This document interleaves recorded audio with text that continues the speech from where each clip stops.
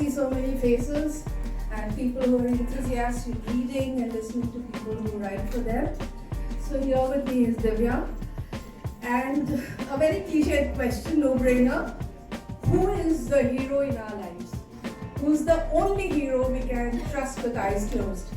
Anybody? Father. Me. You're your hero, wow. You're my buddy then. And other than that, who's the hero? You can close your eyes. There for me. Mother or father, right? A parent. And of course, mothers are heroes too. Yes.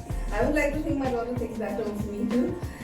So here is Divya, who's talked about her dad, who's the hero of her life. And in a fantastic book, it's an emotional ride when I read the book. So directly to Divya, my question is, when most of us, I know, who are reading or want to become authors later, in life, that's why we are all here. The thing is, how do you write a story? Just before us, this beautiful author was telling us her journey of how she had penned down the stories. So when you do a story writing, you have an introduction, you have a body, and you have a conclusion, right? And there are ways you want to meander through your story. So my biggest question to Divya, where I think she sets apart is, here is an emotional journey that she's writing down. And how do you make that into a story? So how do you make that narrative of your life into something which is reader friendly? So, hello everyone. Thank you for being here. Thank you for a great introduction. So my name is Divya Gupta Kojawala, and this is my first book. And I'm not a reader at all. I'm not into books at all. But I would like to believe that just as all readers cannot be authors, similarly all authors don't need to be readers too. So I'm a true example of that. I lost my father to COVID in 21, and he was my hero. He was my biggest pride.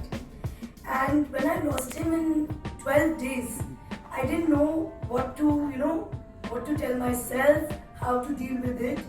And all I wanted was to celebrate his life and treasure every moment that he lived, gave me as his daughter, and how he touched so many lives in his lifespan of 65 years.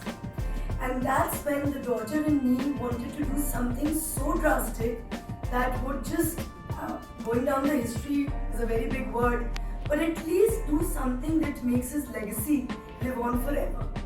And I thought that, I'll start writing a diary to him because I've always enjoyed putting my emotions on paper.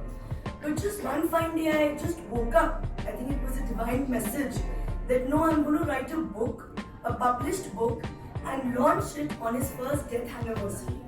So everybody in my family thought it was the first sign of slipping into depression, because if somebody who's not into reading and writing, how will I write a book and launch in 11 months? Absolutely. In fact, when I was reading your book, I saw the flow was very, very smooth. It's an automatic page turner, so the flow of events were like, pushing you through in a very nicely paced, manner.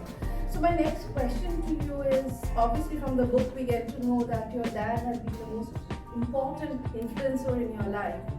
So now, without dad, how does the journey further continue?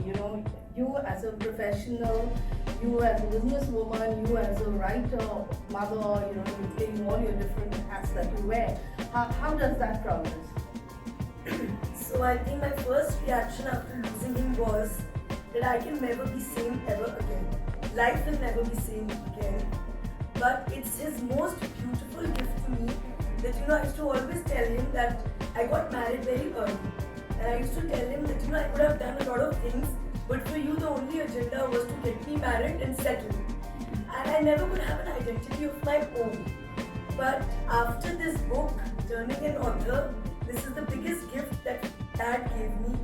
Everywhere I go, I see signs of him being around, making his presence felt, his warmth in every little thing that I do, be it talking to all of you, because I feel there is a father and daughter in each one of us.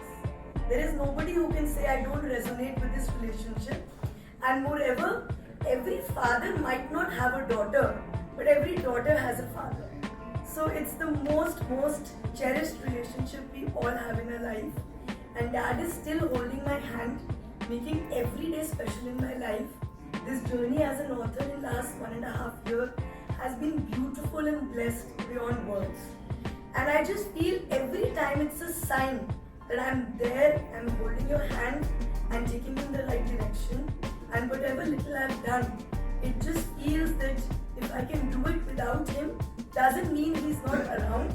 Maybe I can't see him in physical form, but his blessings are always with me.